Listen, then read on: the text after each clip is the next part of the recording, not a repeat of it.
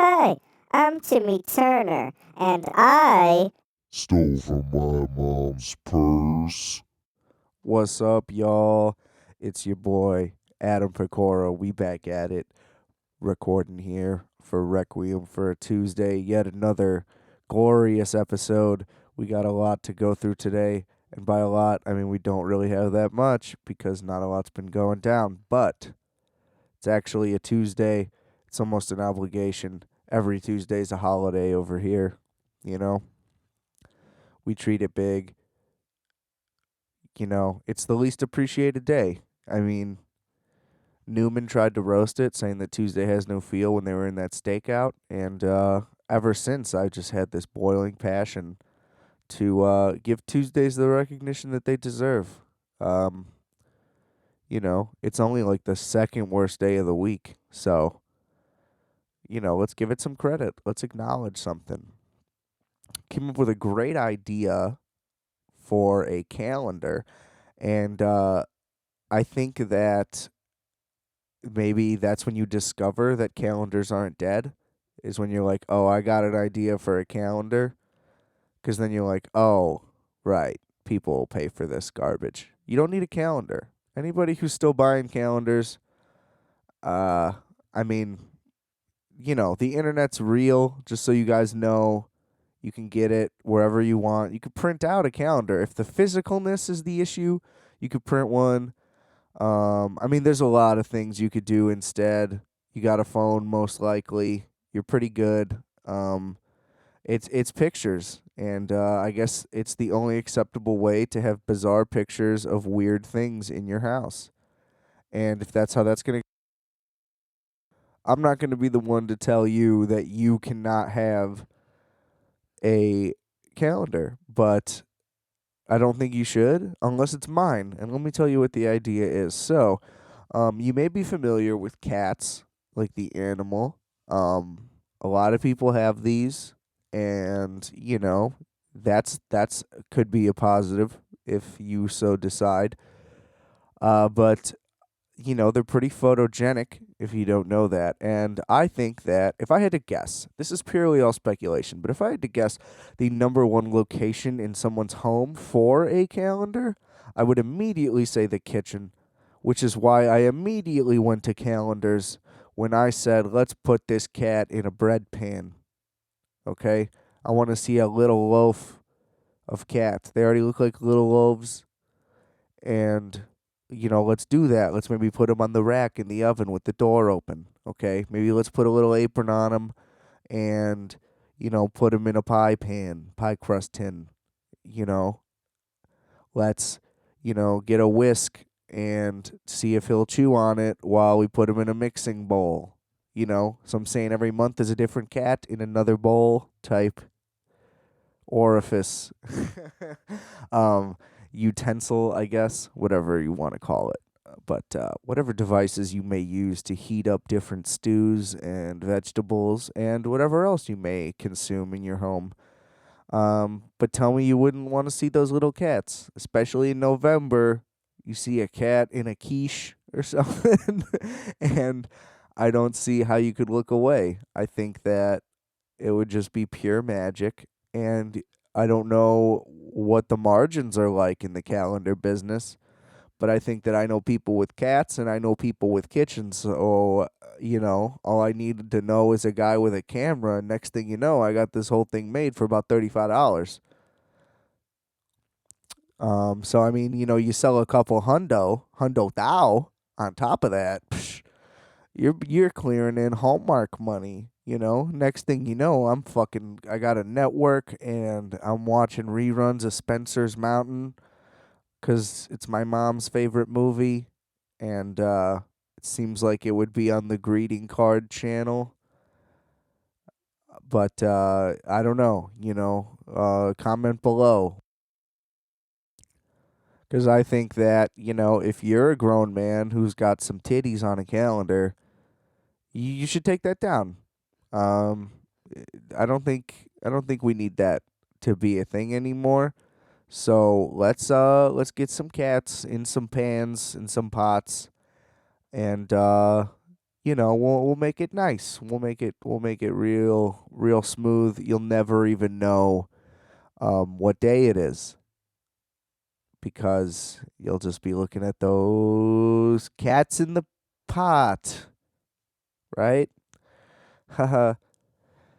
So, on another note, on a much more important note, I had a phenomenal cinematic experience over the weekend, and I was not in the cinema. So, yeah, I know it's pretty crazy to think that you can enjoy a movie on your couch as much as you could in a theater. Honestly, I think that if I saw this movie in the theater, I might be dead because I was panicking the whole time. And you may already have an idea of what movie I'm talking about. It is not Uncut Gems. I've seen it. It is by the same people, though. It's their last movie, Good Time with Robert Pattinson. And wow, where was that information 3 years ago when it came out? Why was nothing that I was reading was like, hey, you guys got to see this shit. Maybe I saw it in passing, but it was nowhere near being talked about on the level that Gems has been, and I don't know if that is acceptable. I think that Good Time is just as good, if not better. It just kind of depends on what your flavor is, I think. I think that there are elements of Good Time that are way better. Mostly just visually. I think that it is shot in a more specific way.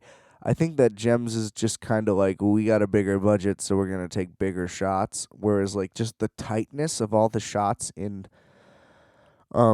Good Time were, like, insane. It was like you could only see someone's head, and then, like, if you couldn't see their head, it would only be, like, shoulder to nipple. Like, it was, like, insanely closed in, incredibly claustrophobic. Your heart's racing the whole time. The score does the exact same contrast it does in Gems. Like, whenever a really intense moment's going on, the synths are just flying left and right, and you don't really know. You never know what's going to happen. Nobody seems to be putting any thought into any of their decisions. It's like, we got to go. We got to move. Like, I got to get out of here. And, yeah, I mean, it is just a nonstop thrill beginning to end. I think that Robert Pattinson is a phenomenal actor. I was having this chat with my buddy yesterday, where it's like, why would anybody be upset for Robert Pattinson being cast as Batman? I mean, if your argument is that he's British, that's dumb. I mean, I don't really have anything else to add to that part of it because I don't really see how being British disqualifies you unless you are literally incapable of doing an American accent. But I also wouldn't really be that upset if it was just a British guy. I don't think that that's crazy. He was raised by a British butler and all the other ones, and we're led to assume that he didn't pick up on any of that. I mean, come on. He was only like 5 when his parents died. You think that that really shaped him forever? I mean, obviously, yes. I mean, vocally. You told me those vocal cords were all buttered up, and then that was it? The British guy had no influence on him? He didn't start saying, like, crumpet and shit all the time? You're trying to tell me that Bruce Wayne didn't pick up on any of those guys' mannerisms? The fact that Bruce Wayne doesn't speak in more British lingo? Forget the accent. I mean, I think that that's a real missed opportunity and is not accurate. I mean, you're spending all your time with this British butler guy who's saying all this crazy shit to you all the time. You would think that at some point you'd pick up on something. But no. Somehow you're just chilling and you're all good. Whatever. We don't need to dive that deep into that. But I mean, yeah, I mean, just his first of all, in Good Time, he is a completely different person. You almost can't even tell that, like, his face, even like his whole face is changed by like a goatee and some hair, which to me is a great sign of a great actor, is that, like, they can just disappear into their role so clearly. And I know that you can say that about a lot of people with character, but when you can literally do that with your appearance, I think that just gives you a huge boost anyway, and positive or negative. Because I feel like, let's say you go out there, lay a fucking egg, people might not even recognize it's you. So you won't really have to worry about that as much. And I think that that's a huge plus. But just in general, I mean, there are so many times when you go see a movie and it's like, okay, well, yeah, that's Leonardo DiCaprio right there. Can't really mistake that guy for anybody else. And the fact that he can still like just give you a great performance is amazing, and that's the reason why he gets the praise that he gets, and it is rightfully deserved. But you're always gonna at least recognize him at first, which I mean you can look at as a plus or a minus. I don't really care. The point that I'm trying to make is when you can disappear, that puts you on a whole nother level. So I think that one, they could make it so he doesn't look like, regular interview Robert Pattinson or like whatever, that he doesn't really have a generic role anymore, which is awesome. I think that what he's done in his filmography has been brilliant. He's basically saying like, "Hey, look, I'm doing like the Gyllenhaal Pitt thing." It's like, yeah, I could make these $200 million budget popcorn flicks, or I can like be a fucking actor and do some acting and like work with great directors and blah blah blah. And it's like, oh well, then yeah, that kind of makes way more sense. So that's way more respectable. But then like he's like, okay, I'll be fucking Batman then, and we're like, no, no, no. It's like, all right, well, what do you want him to do here?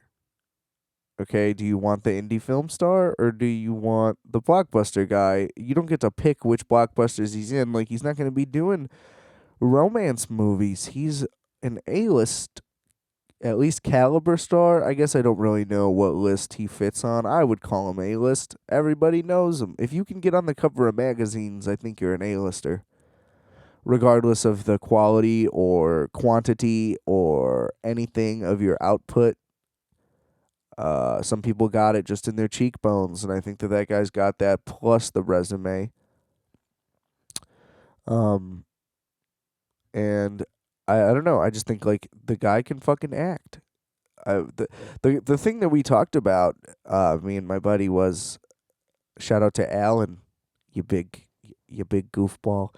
Uh, it's just that the role of Batman kind of sucks, right? Like, if you can nail down the action sequences, if it even is, I mean, I'm sure it's almost never them in the suit. Like it's just while they're talking. So like, as long as the stunts are well coordinated and like put together and it's all good, like you know what I mean. Like really, all you need is like, is the script good? Like, is this movie gonna be good? Because then Batman's like the least important thing you need to worry about. It has never been a good character that's translated into movies. I mean, like Michael Keaton was like fine, but they like didn't really know how to write Bruce Wayne. He was kind of goofy and weird. Which I mean fit the Tim Burton and Michael Keaton check boxes, but it didn't fit the Batman boxes. And then the Schumacher movies obviously were garbage, so it doesn't really matter. And then in The Dark Knight, they tried to like, oh, he's a suave, cool billionaire guy, and like Bale nailed it, like that part of it at least. Like he nailed the Bruce Wayne part. The Batman voice thing, you can say whatever you want, but the guy would have a recognizable voice, and I think Michael Keaton like definitely disguised his voice, maybe not as harshly, but whatever. I don't have an issue with that. I just think that like Bruce Wayne is almost never gonna be interesting. I think that the Nolan movies really tried to do something with it, which is respectable and cool, and that's what he was. He was a suave, rich playboy guy. I mean, what more do you want? And then he also like talked about Batman stuff. I mean, that's about as much as you're gonna get, because they certainly didn't do it with Affleck, and that's no thing to Affleck. And everybody's like, oh, well, why would Affleck want to do this? It's like because like Batman's the fucking man, but it's like nobody can seem to get it right, you know. And, you can mention The Dark Knight all you want, but that's Heath Ledger's movie. And that's the reason why that movie's that good. Like, Christian Bale's there, and he does what he can with what he's got, and there's not a lot there. I just don't really know. Like, you can name a bunch of people that could maybe play Batman, and you're like, you're never really that confident in any one person, as far as I'm concerned. Like, there's no name that you're like, yeah, that's definitely the guy. because there's just no way. There's just nobody that fits it because I just don't think that there's that much there. And I think that if you want the actual character of Batman and Bruce Wayne to be accurately portrayed, then it has to be heartily about the Batman part.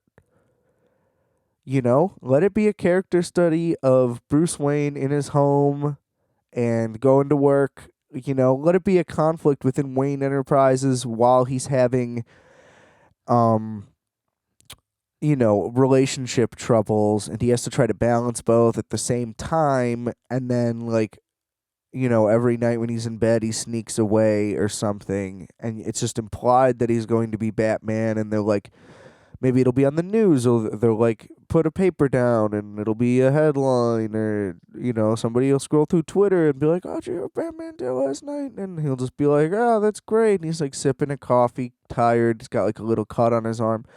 Like they don't really show it, and it's mostly about being Bruce Wayne, which I think probably would not be that great of a movie. Who knows? It could be if it's well done. I could see Bale doing that and crushing it. Clearly he's shown his boardroom skills, but I just don't see any other way that Bruce Wayne becomes compelling. So maybe with Pattinson, who's a notedly younger guy than the prior guys, at least off the top of my head, it seems like it's not even that close, really. I mean, maybe they flip it.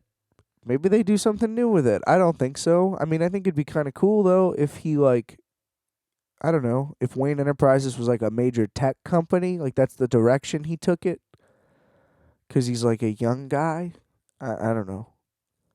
I think that would be fun. I think that the logical conclusion after where the Dark Knight trilogy left us, I mean, we all just kind of said, like, there's no topping this. And I mean, looking back on that trilogy, it's not as great as it was at the time, but I still think there's no topping it. Because look at what's followed. I mean, people are either trying to make it gritty and then like, oh, the gritty didn't work, now let's make it funny. And then Joker did its thing where it's kind of just like, okay, well, how about Taxi Driver? And I think Nolan was just trying to make a Nolan movie with Batman in it. And I think that's I mean, I think everybody has said that, and then that's fine, but nobody's trying to do that again. Like, Todd Phillips tried to make a Scorsese movie, but, like, why didn't Todd Phillips make a Todd Phillips movie? I guess that up to this point, that would basically just mean it would be a comedy as far as I can remember. So maybe that's not a good point. But I think that part of the reason, well, this is a looser example, but like Sam Raimi made Sam Raimi's version of Spider-Man, at least, kind of like the way Tim Burton made Tim Burton's version of Batman. And I think that both of those movies are awesome. Like, if you look back on that Spider-Man flick, there's a lot of body horror stuff going on in there, lots of close-ups, lots of gross kind of things, but they work, and it's awesome. The movie is amazing. I would probably say to this day it is definitely in my top 3 superhero movies of all time. So, but yeah, I mean, at least a director doing their version of a thing. You can certainly say that that's what Nolan did instead. Also, like, if you want to just change the original basis of what I was getting at to that, so everything fits together, then that works as well. But you can't just be like, all right, we're making this. What would Batman do? It's like, no. Why don't you make the movie and you figure out how it fits into Batman's world and then, like, chip away at it? Like, don't write a Batman movie because there's comic books. You can base them directly off that if you want. But, like, I don't know what I'm getting at. I think that somebody needs to just buckle down and either do it right or change it. That's what I was getting at. So, like, at the end of the trilogy, like, it's like, okay, like, this is done. Batman has been executed in film. Let's give it a while now. Because, I mean, it took a while for him to come back. The first Burton movie, I think, was in the 80s, technically. Like, it was in 89. So my thing was, let's either go straight into like a Batman and Robin thing where it's completely different. That's like the easy option that I think is the worst one. Like try to continue it and push it further, basically what Schumacher did. I think that's one route to go, but I don't. That's my least favorite. Okay, because I still don't want.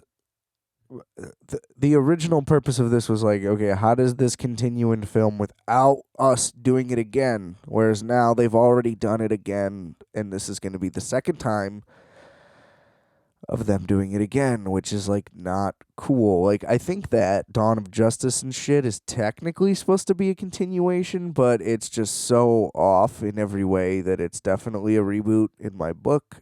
And if that's the way it's supposed to be, then they failed regardless. And my big thing with that movie is just don't call it Batman versus Superman, and it probably gets a 15% bump on Rotten Tomatoes. Because it was not Batman versus Superman. They fought for like 10 minutes.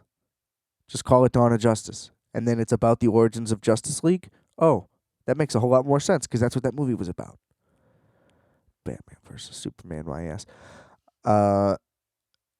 Yeah, and the Man of Steel should have just been about how Superman was God. Like what they did in Batman versus Superman, the Superman storyline, that should have been the entire plot of Man of Steel. I think that Superman over. Hold on. I'll get back to the Batman thing in a second.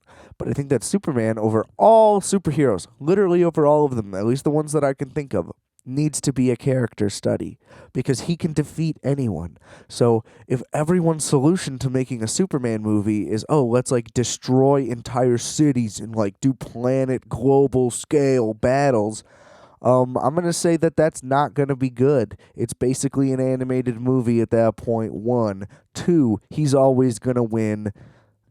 3, that's pretty much it. I mean, like, the only options of him losing is if somebody somehow brings kryptonite to the whole thing. And it's like, why don't we just make this a character thing?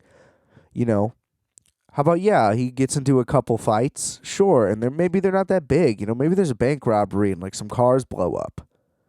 We don't need to do this global scale shit because the whole interesting thing is that this is like the first alien. And he clearly has the power to do anything. So like maybe there's a big thing at the beginning. Maybe we do some jump cuts. So like maybe there's like a quick montage like explaining his origin if we need to. I'd kind of like it too because I would like this. I guess it doesn't. A montage. Yeah, let's stick with that. We can cut it if we have to. A montage kind of explaining the origin, and then like that montage through like his first like few breakout things like as Superman and him getting the job and blah blah blah, like quick. I'm talking like all of this is done. All of this what I'm saying is done within like the first 5 to 10 minutes. So we're not really wasting any time, but we're keeping everybody up to speed. And then, so I would say first 5, and then the next 5 is a huge battle. Like, now we're caught up. So from, like, we're doing birth to, like, he's already started being Superman, and he has the job, and it's been a little bit of time. But this is, like, his first big battle, right? And we're talking like buildings are destroyed, lives are lost, blah, blah, blah. It doesn't need to be graphic, and it doesn't need to be that CGI. I mean, it has to be, but it doesn't need to be that like grand shit where he like flies to the sun and comes back. Like nothing crazy like that. Like they just fight, and it does a lot of damage, whoever it's against. And okay, from then on, it's the Batman versus Superman stuff where like he's on trial or blah blah blah, or then he's on like a talk show and it's like, him and his private thing trying to deal with this, and then he's talking to Lois, and then he's over at the thing. You know what I mean? And it's like about dealing with like this alien dude's psyche. He doesn't really know who he is, what's going on, and it doesn't need to be like hashtag gritty reboot. Like film it like a pristine drama. Like get Spielberg to do that movie. Or something. Maybe not Spielberg. I don't know how I feel about him anymore, but we're not going to go down that rabbit hole right now.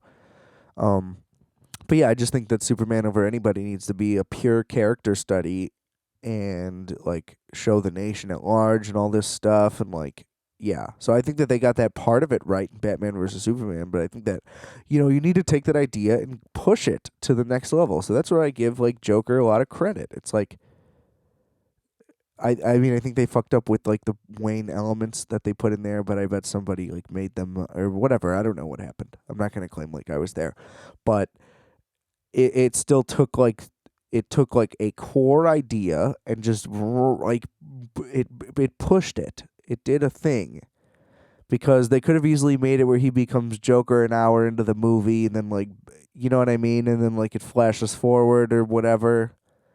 But like they truly like were just like, no, the end is the beginning. Like how this is gonna end. We're telling you this.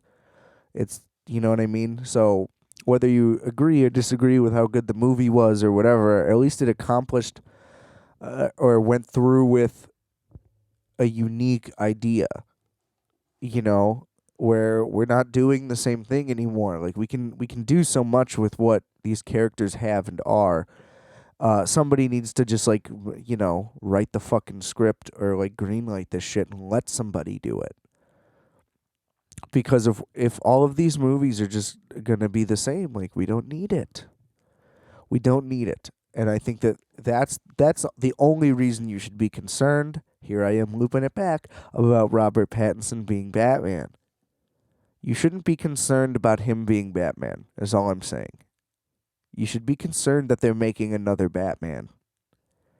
Because at some point, people are going to stop going to these, and then they're not going to make them, and then we're going to be left with just a shit filmography.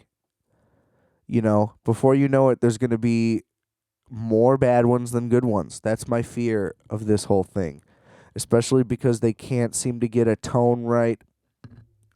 Whether they want to do the connected universe thing or not, I don't really give a shit. It's like you guys need to just like buckle down and like know what you're about, because these things are all over the fucking place. And it's like, I don't want to go. I don't want to see any of these. So, but anyway, so I think that the two options for Batman in cinema that would be super effective, somebody could do a lot with, like a writer-director combo, or whether they're individual people, whatever. Like some writer could nail this and some writer could direct this, and any writer-director, you know what I mean? Not any. But there's a lot of ways that these two ideas could be executed in unique, fresh ways with quality movies that are captivating and something that people haven't already seen. So, like, there's a lot of room for it. So I think my second option, which has not been in my brain for that long, maybe a couple years, whereas my number one option was like as soon as The Dark Knight Rises ended, I was like, I know where this needs to go. So option 2 is Batman 66. Now, I like the show is absolutely insane, and if you rewatch it, it is bananas. Like to this day, I don't know what people thought of it then. If they were just like, "Yeah, this is tight," you guys like Batman, But that show's fucking crazy. There's so much insane shit going on in that thing that even just like making it a meta movie about them on set would be really dope. That idea I just came up with off the cuff, so I don't have anything to go along with that. But I mean, they've been making comics. That series has been going on for years now. So I mean, there's like definitely plenty of stories. There's plenty of ways to attack it. And I just think, okay, there's a cool way to have Robin in these movies without it being like those dumb. I won't say that they're all dumb, but like the gritty, hyper real version of Batman, like Robin seems silly, and so I understand why he's not in the Nolan movies or whatever, because it's weird that there would just be some kid next to him while this like terrible shit is happening. And so I think that that's a cool opportunity. That's a good opportunity for comic relief. I mean, kind of like the way like Michael Cera played Robin in the Lego Batman movie, and it was amazing. Like it was a perfect fit. I think that he could play the live action one, frankly. I don't know. It depends how spry he is, if he can move. But I mean, just think about like you'd get to cast Robin in like a fun, loose way. It's not like who can play Robin in this like fucking badass Robin. No, like it doesn't. I don't want it to be a comedy. I don't want it to be fucking Seth Rogen's disaster of Green Hornet. Don't even get me started on that shit again. I don't. I honestly don't even remember if I've talked about it on here before because that movie drives me up the fucking wall. That show was amazing. Okay, we need justice for the Green Hornet. Anyway, and I love Seth Rogen. I think it's the biggest mistake he's made in his entire career. I mean, not that he gives a shit what I think or should, but I just think for the sake of the Green Hornet, we need another one. Anyway. Yeah, you'd get to cast Robin. All the villains, like the costumes would be super fun. It could be trippy. Like imagine if like it was like natural born killers, like style with all that crazy shit happening throughout it. But it's Batman 60s. You know what I mean? Like there's just so many options you can do. You could make them like literally take acid if you wanted to do like Batman 66 R rated, or like that's why it turns into Batman 66. Like there is a Batman and Robin and it's contemporary, but they like take acid, or like maybe they time travel and take acid. You know what I mean? Like there's a lot of options to where it could work. I would be super down if it was time travel, but also if it's just set in the 60s, like I'm totally cool with that as well. And I think that it would be kind of cool. It would be cool to do an origin story in the 66 universe, I think, including, or maybe just the Robin origin story. Like, that's how the movie starts. Because we all know Batman's by now, and it would still be the same, and there would still be Alfred, and there would still be Gordon, like, you know what I mean? But then, like, they kind of show Robin how he gets into it. Maybe that's a good way to start it if we're talking franchise. But if we're doing singular film, I think you just start it and it plays like an episode of the show. Or, I mean, even the show had a movie. I haven't seen it, but I'm sure it's batshit insane. And you can just do so much. And, like, they could use practical effects on purpose. Maybe use a lot of green screens. Like, maybe make it, like, ham it up. Almost like the Brady Bunch movie, or, like, the Scooby-Doo movies where it's like half parody. You could kind of do that way, but I still think like play it kind of serious, but as serious as you could, because that thing was like lighthearted and a romp anyway. I would love it if it still had like the boom and pow graphics. Like that would be sick, and I think that like with modern technology, you can add so much more to those, and make it a whole more immersive and effective experience. So yeah, I would love to see Batman 66 adapted for film. I'm sure Kevin Smith could have a script ready in like 27 minutes that somebody could work with, But I just think it'd be fun, bring the camp back. Just do something crazy with it, go nuts. The only thing is do not call it Batman 66 and like have it set in the present and everything's just campy. It has to be set in that time or change the name. That's my only thing. I would love to see that, or maybe bring the series back. Like do it as a show. That could work too. That's all I'm saying. Option 1 though. I think this is a no-brainer. I'm shocked that this hasn't been thoroughly publicly discussed, but we need a Batman Begins movie. I just said that wrong. Batman Beyond is what I meant. I always do that. Fucks me up. But yeah, I think that Batman Beyond is one of the most underrated iterations of Batman, period. I think that show was unbelievable. The movie they did was like literally pretty haunting, where Mark Hamill plays a brilliant Joker. I know that he's played the Joker a bunch of times, but he did a phenomenal job in that movie. And just the whole concept is great. Bruce Wayne's old. Now it's a younger person. Blah, blah, blah. It's the future. The Joker's a gang. Like, oh, look at all these already fresh ideas that all of these people have already made that nobody is taking advantage of and keeps doing the same stale bullshit in theaters. So that's all I'm saying. I just think there are so many ways that there are so many ways that this could get fucked up though. So that's a big concern. I don't think that that's ever anyone in a movie studio's concern fucking it up. It's all cash all the time. And maybe that's the reason, is that they think it's too niche of a thing, but I don't think anything's too niche of a thing. I mean, I didn't even know what Guardians of the Galaxy was, and I'm like, okay, well, this is probably the best franchise in Marvel. You know, like, it's almost better to not know it.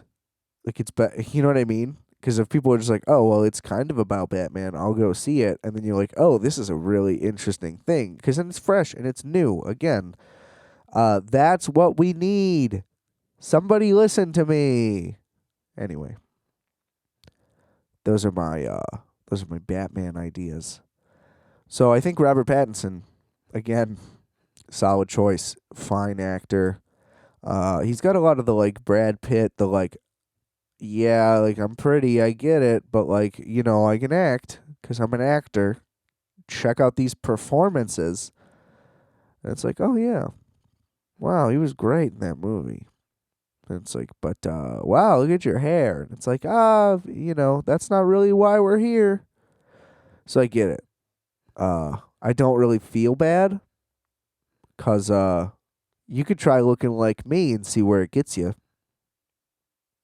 Yeah, that's what I thought. So that's where I feel. That's where I feel no beef. Um, I feel no beef. Get it? Anyway. So consider me for your next movie franchise, DC Films. I'm booking Chevy Chase as the Penguin. Just kidding. I don't have any ideas like that yet. Maybe Jonah Hill for Penguin isn't that bad of an idea. That's all I'm saying. He's a good actor. You know what I mean? Nobody batted an eye when they picked Danny DeVito. It was a perfect decision. That's all I'm saying. The talent's there. Love you, Jonah. And by the way, sorry if the audio like is a little weird this episode. I recently moved my little recorder thingy out of my room and then back, and I had some settings while trying to use some settings issues I ran into while trying to use it on another computer, and I wasn't able to even get it right on that other computer. And now plugging it back, everything seems to be a little bit different, and I don't know why. I mean, it sounds fine like now. I recently just made a little. By recently, I mean like within this recording. Recently, like within the last couple minutes, I just like made a couple tweaks, and now it kind of seems like it's at where it should be. But anyway, so that might be a thing. I apologize if it is. It will be sorted out as ASAP as possible, as we like to say here. So, yeah, hopefully that's not a concern going forward, but we shall see. I recently, I don't really know why, and I'm I'm going to elaborate, as I tend to do, as much as possible on this decision and why I continue to make it, but I have begun binging the show Superstore. Um and you know, like I'm pretty on the fence about it. I'm almost done with the second season and I'm still kind of just like, all right, you know, that's fine. It's a very like beige vanilla show. It's very safe. But there's something about that and like The Office and like Cheers, I believe would fit this as well. There's just something about like a single setting that makes it an infinitely rewatchable and bingeable thing. Because I think it's like a safety factor. It's like you know what you're gonna get, you know who you're gonna see, basically know what's gonna go down, but you don't know what everybody's gonna say. Maybe that factors into it. I don't know if it's a subconscious thing that I have where it's like, okay, like these are the because I don't really like The Office, but I went through it super fast because you can just watch it all day because it's like you know what's Like, you just know the setting. I don't know. Like, I don't think that that's why necessarily. I don't know. There's just a level of comfortability there. There's something about it that is just so easy to just keep watching. And I think that that might be the factor. Now, with Superstore, it has no real breakout performances like The Office did. It has no real gripping storylines of any kind. Some of the characters have been annoying from the beginning, and they've kind of stayed that way. And there's a lot of continuity things with the hours that really bug me. Like, there's supposed to be episodes where, like, this chick's like, I have to get out of work because I have to go to a dance recital, but they're like working a closing shift. So, I mean, what kind of fucking big box retailer is closing at like 6 p.m. so you have time to make it to your dance recital? And or like, what dance recital's happening at 11:30? You know, because there's no chance in hell that that store closes earlier than 10 p.m. Maybe 9. Maybe 9. But no. And then the Black Friday episode I just watched, they got there at 3 a.m. and then they left after the store closed. Are you out of your mind? Again, if the store closes at 9, you know, it's 12 hours from 3 a.m. to 3 p.m. You got to tack another 6. You think anybody's going to work an 18-hour shift on a Black Friday? You got to be out of your goddamn mind, okay? And it was like all of the core characters did it. It's not like one person like really had to take charge. So, yeah, I don't know how I feel about that. I also think the store manager is way too involved. Okay, but this is really the gist that I was getting at. 2 of the reasons I started to watch it. Well, the one reason why I was like, okay, I'll give it a shot is because, like, the main dude, he plays the lawyer in Silicon Valley, and he's just a real likable guy. So I was like, I'll watch a show that he's in. You know, this guy's chill. And the other thing was like, okay, like I worked for a lot of years at Whole Foods, and like the retail elements are you know, they're pretty good. There's a lot of things that happen in there that are like, okay, yeah, I totally get exactly what they're talking about. Now, it's written broad enough that like anybody clearly understands the things, but like I think that they nail how the workers feel about it really well, and I think that that might go over some people's heads and think that that's like, oh, like these characters are silly. Because I don't think that any customers at any place realize that everybody that works there hates them and wants them to leave. I think you only know that if you're one of the people that work there. So I like that that's a thing. And yeah, like some of the stuff like that they just nail. And I like how they do these little cuts where it's like in between scenes, or like when they're going from character to character even. That they do like little cuts of customers doing weird shit in the aisles, and I think that those are always pretty funny. But yeah, the show, I mean, it doesn't grip you. It's like very clearly from the beginning they're trying to do the Jim and Pam romance thing, and they're very clearly also forcibly stretching it out, and it's like, okay, NBC, you really have a type. You know? I don't know. I just think the show doesn't take that many chances. Maybe it will as I get further along. I think it works in the binge element, but I think like week to week, I don't understand how it's still on. Is I guess what I'm getting at. Like if I watch it on a Wednesday, by next Wednesday, am I excited to see it again? Like, no, not really. I think it kind of only works when you're watching 3 or 4 at a time. I can't really explain why. I mean, it's just like any individual episode story isn't really that interesting. Just like they don't really come up with that much. And when they really try to go for it, it's just like so insane. Like there's an episode where a dude cuts his thumb off and then they put it in guacamole and then somebody buys it. And it's like none of that, like, you know what I mean? It is just so far fetched. Same thing like with those like hours things, like the things that they disregard are so heavily disregarded. that it's like, okay. And then when when it's just a regular event that's happening, it is so minuscule and like not worth it that like, oh, that's your plot, huh? So I don't know. And it also has I don't know his name, but the guy who was opposite Harris Whittles, rest in peace, in Animal Control in Parks and Rec. He plays a dude in a wheelchair, and he's obviously the funny guy, because that's like his thing is to be funnier than everybody in any given scene, and he nails it pretty much every single time. So it doesn't really sound like I'm saying the pros outweigh the cons, but I think they do, and it is pretty enjoyable. But I think that a lot could have been done. I do think that it does kind of put a hamper on my backup show idea. My main show idea, I'm firm on it.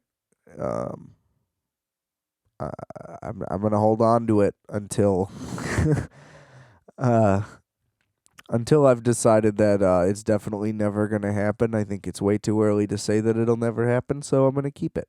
But the other one, I was like, my backup idea was like, okay, I'll just do about all the crazy grocery stories I've got, 'cause man, they sure are aplenty. You want to talk characters? I mean, by the dozen, they just kept coming, and yeah, I think that Superstore probably a little too like. What's the oh, your show's like Superstore, yeah, but it's a grocery store, which barely even works because Superstore is also a grocery store. So, yeah, but I mean, I hope it gets better. I really do, because I'm probably gonna catch up. I don't really got any other shows going on. I still haven't watched Watchmen. I just feel like I'm never ready to pay that much attention. I just feel like there's a whole world building thing that they do, and they got to do it pretty quickly. Obviously, because it's like a one-off too. Lindelof is saying, which is almost why I don't really want to get into it, because it's like, oh, what if I love this and want so much more? You know. I consider myself a big Lindelof guy, even though it's really just based off the Leftovers, which is the greatest, probably the best show of all time. If we're gonna be real, I think that it tells a really insane story, and the only reason I won't like definitively call it the best show ever is just because the first season based itself on that book and didn't go full Lindelof, and like it was still really good and really insane, and then it just went to such beyond what I ever anticipated anybody could ever accomplish in a television show, and just absolutely blows you away the entire time. I mean, I cannot sing enough praise about the second and especially third seasons of The Leftovers. And I mean, when your show is so good that the network you're on like knows you should be canceled, but they're like, all right, like you guys can get another season. Like we're not gonna keep this running forever, but if we tell you this is your last season, like, y'all gotta wrap it up. And they're like, all right, like we'll wrap it up. And it's just like the respect that has to be present to be like, yeah, we're gonna fork over a bunch of money for a show that people don't really watch, cause like we gotta see how this shit ends. God damn, this is a great show. Yeah. So I mean, I put it pretty high up there. I highly recommend it to all you Tuesday people. There's gotta be a fan base name, right? I mean, obviously, we're a long way away from even having a fan base, but there's got to be something in there. Maybe I should have made this Wednesday. But then that doesn't make any sense either. It goes against the entire origin of the whole thing. Maybe now I just don't worry about it. Wouldn't that be nice? If I could just go a day without being concerned about something that really didn't matter. That would just be fantastic. That would be the bee's knees. The bees have knees, and they're flying into trees, and we don't know what to do. That pretty much sums up what's going on in my head. So, if you have the number for a therapist that you can recommend, You just let me know. You give me an email, rfatpodcast@gmail.com, where we answer all the burning questions, whatever you need. You know, hashtag I feel like Tuesday. That's one of my big ones. I've been waiting to bust that out. That's a move for sure. Uh, yeah, that's in the future plans. Whatever you want that to mean. And now, lastly, to wrap the show up, we're gonna talk about an album, a new album that has dropped. No, not one of mine, 'cause that would not be newsworthy. So we're talking the new Tame Impala record, The Slow Rush. Now, on most people's initial listen, from what I've gathered, they're either like, oh shit, or they're like, what? That was like not as good. And I agree with both things. And I think that was entirely the point, right? So I mean, he's a producer and a musician. I think that he is growing as both. But as a musician, he's learning how to craft pop songs, and as a producer, he is just getting better. Period. Uh, you can say what he's producing; it doesn't really matter. He's fucking probably the best there is at it. I think that like his recordings just sound better than like everybody else's. I don't know how he does it, but everything sounds fucking amazing, and uh I mean, I would love it if that guy showed me like 2 tips. I think it would make everything infinitely better. Um, but I mean, if I was somebody who was making a record and had a budget to make a record, I would absolutely hire that guy to be the producer if he's down. Or I'd hire him just to be the recorder. You know, I'd want to book time at his studio if he even does that. I don't know.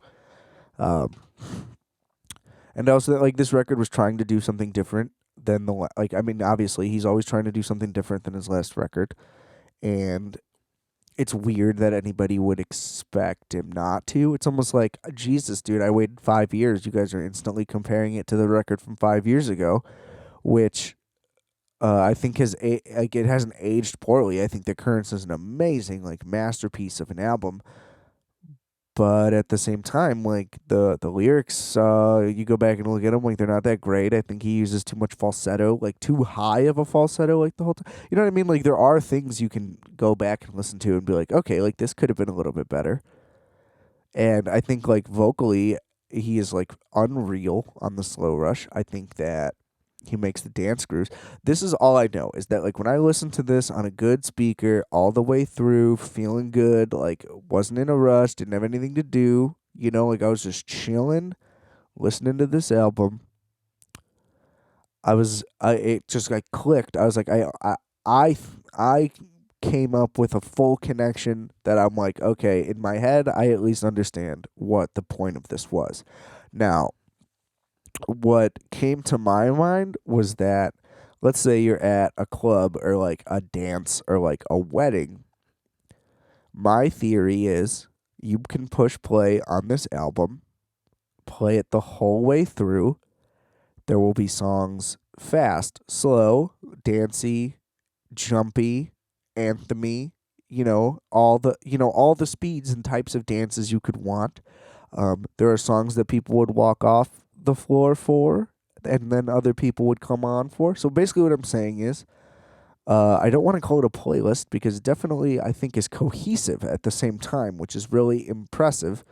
But I think you could spend the entire hour on the dance floor in a bunch of different ways, like with somebody, and you can dance with them in like 4 or 5 to 12 if you want, all 12 different styles, and it keeps the pace of the night going. It's basically, in my mind, like one night at the club. And I think that's a good way to look at it because anybody trying to be like, oh, like, where's the guitar? It's like, don't you get it? That this isn't a psych thing anymore? But then on the last track, he does this whole like crazy prog passageway thing. And the other thing that came to mind too wasn't just that. I don't think that that was also the concept. I think it's like, it's kind of like the number one. He's kind of like the number one festival headliner, at least in the quote unquote band genre. You know what I mean? Like it's like the number one band act. You know, that at least is fully contemporary. So, um, just imagine how awesome these would sound at like 9:30 p.m. on a summer night with like lasers and all their crazy psychedelic stage setup going on the whole time. Um, there are literally just like chants in these songs. Like they're made to be crafted like at Coachella and Lala and whatever. I hope he plays Pitchfork again. That would be tight. But it seems like it's almost definitely going to be a Lala year for Tame Impala, possibly headlining. So, I mean, if you're headlining Coachella, you're probably not playing Pitchfork. That's kind of just how that goes, I would think. But yeah, I mean, it just seems perfect. The space and openness of it. It was kind of like when Kanye did Graduation. He's like, I got to rap for stadiums now. You know, like I can't. I got to figure out how that works. Like, there's got to be more space here. You know, because this is I have to be able to perform these songs. I'm not at Beat Kitchen, you know, just like spitting on stage. It's like I got to entertain 22,000 people now. You know, so it's a thing that unfortunately just has to become a part of the music. But I think that he did an amazing job, and the songs are fucking crazy. And I think that it's less memorable all the way. Like there are less individual tracks that are like, oh, that was a thing. But like as a record, it's almost the most cohesive, maybe since Inner Speaker. Because I think Ornerism kind of bounced around. It was all guitar based, so it kind of just unified together on that. But I mean, I think Currents kind of bounced around, and that's what was crazy about it. Because it was like personal growth, and it was like you got to do to like all these changes and stuff. Whereas I think the Slow Rush can just kind of play the whole way through, and you might not even realize like when a track changed. Like I don't know.